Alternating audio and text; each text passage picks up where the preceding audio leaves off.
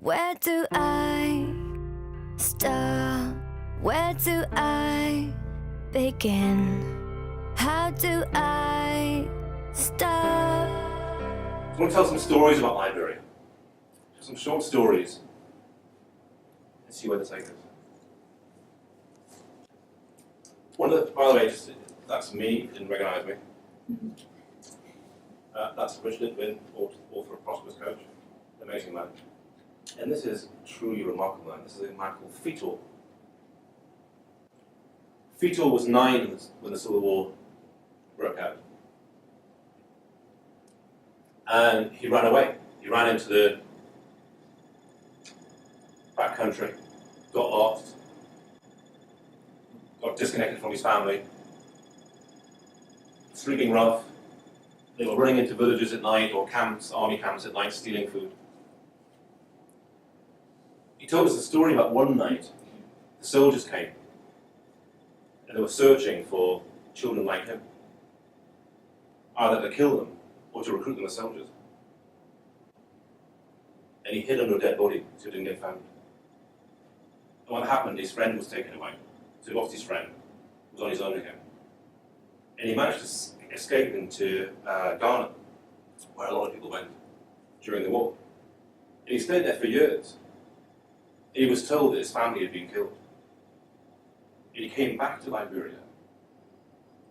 And only through a series of coincidences discovered his mother was still alive, and his father was still alive. But they thought he'd been killed. And so after the Civil War, he managed to get reconnected.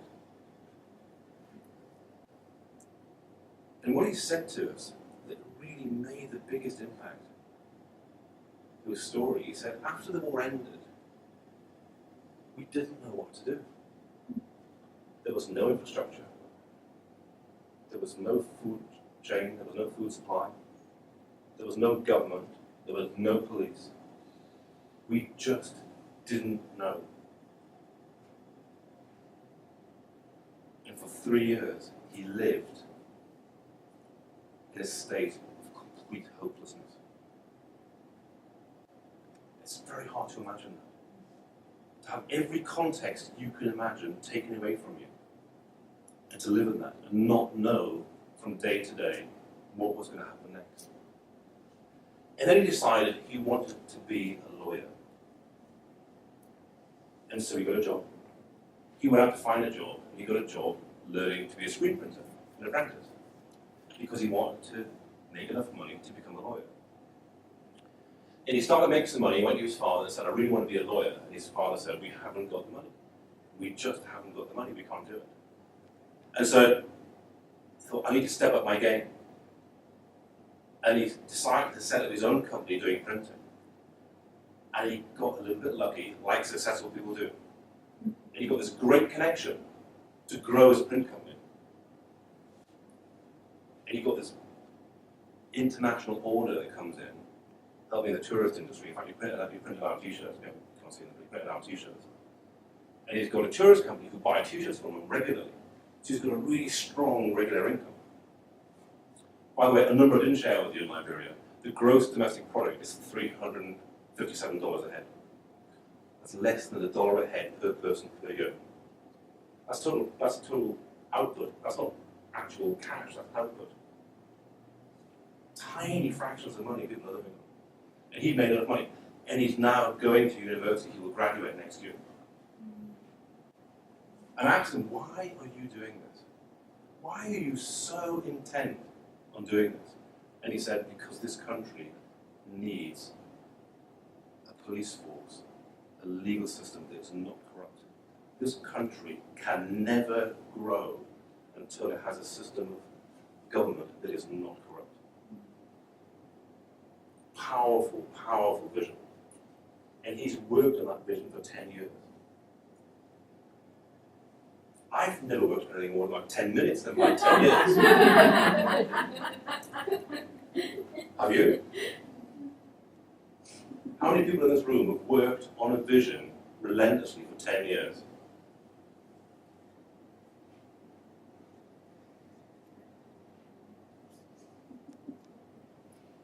I'd like to introduce this man here.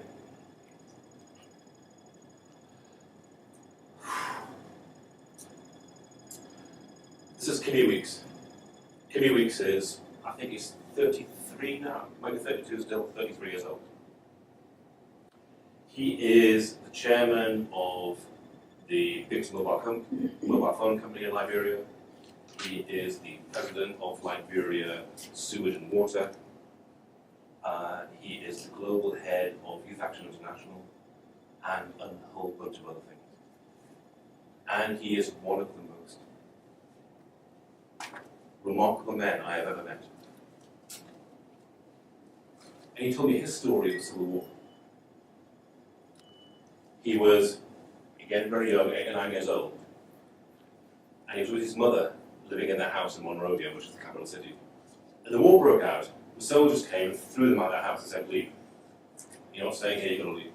They had nothing. Threw them out of their own house. And they walked up the road, they walked for hours and hours and hours. And after walking for about half a day, they came to a college campus.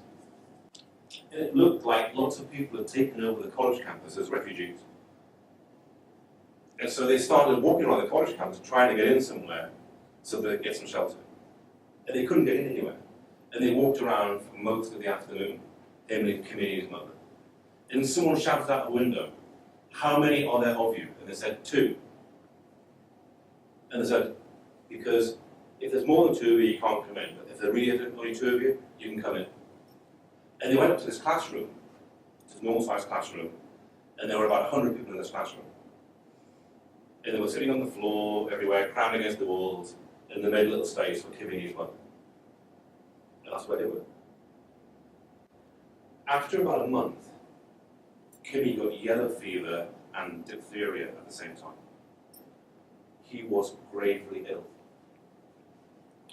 One day he stopped moving. And the people were kind of watching what was going on. And they decided he died. And so the people who were in this classroom, they forcibly took Kimmy from his mother, wrapped him up in a blanket, and they took him outside, and they threw him on one of the many piles of bodies that had been building up around this campus.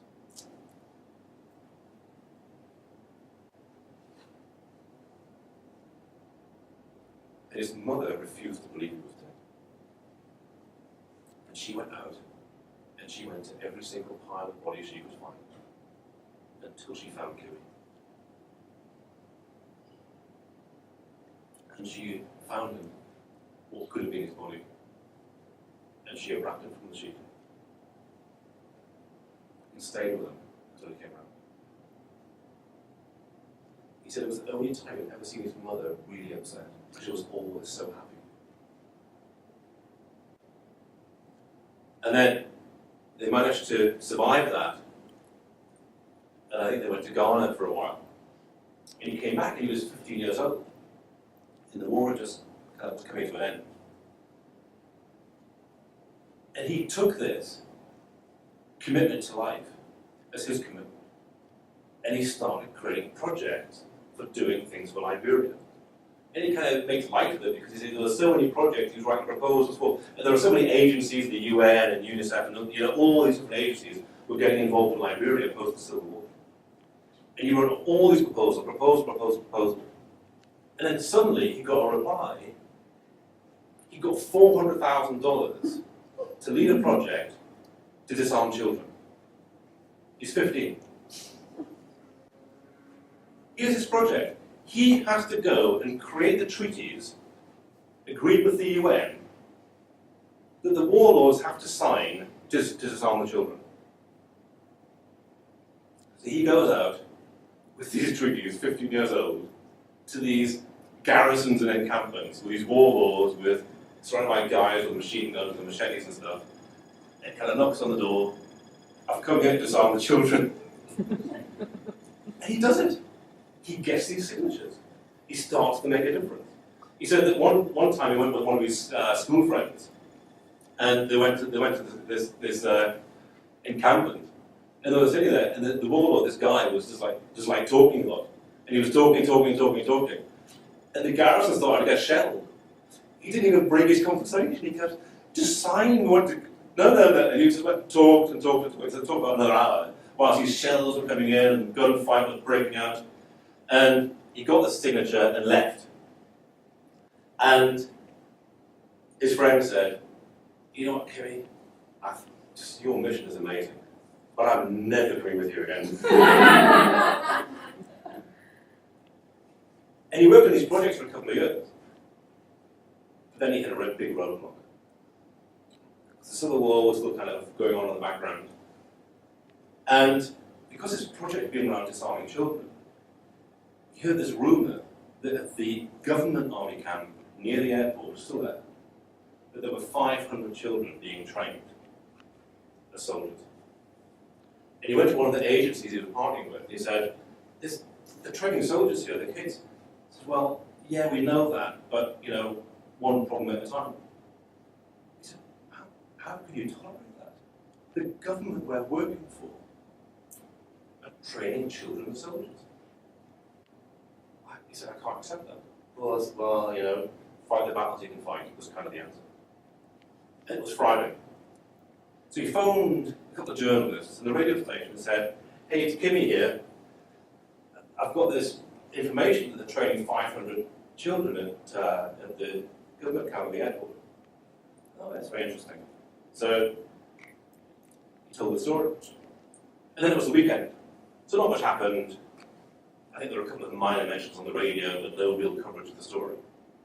And then Monday morning came. Every single major newspaper in Liberia, 500 child soldiers, says Kimmy Weeks, in massive bold print on all the newspapers. He now had a problem. And he was at one of the agencies, and he said he was sitting in the doorway, talking to one of the security guards he'd become a friend with. And some soldiers arrived. But they weren't kind of normal soldiers, they were just like really tough-looking people with guns. And they came charging in, "Where's Kimmy Weeks? Where's Kimmy Weeks?" And they both looked at each other and said, "I don't know." Clearly he was terrified, but clearly very bold. And he escaped and he ran off to the American embassy. And he stayed there for some time. And it was a bit like Argo, they concocted a scheme where they hired a dance troupe to represent American interests in Liberia and entertainment of the local villages. And they had them dressed up as one of the dancers. And then they went off into the rural area, and then they actually crossed the border into Ghana. And then they flew them out to the US. He will be the next president of Liberia. He's being groomed by Ellie. Just a powerful, powerful man. And so generous and full of heart. And the project we were doing in Liberia was with him. Working with teachers, delivering voices. So I have a question for you. Because my take on this, what I learned in Liberia, is it's a whole new calibration of courage and determination and self-belief. Just a whole new calibration. And I wonder what's possible for you. If you had the kind of courage that they had, what would you do? If you had the courage to do anything, what would you do? Where do I start? Where do I begin? How do I stop? Where do I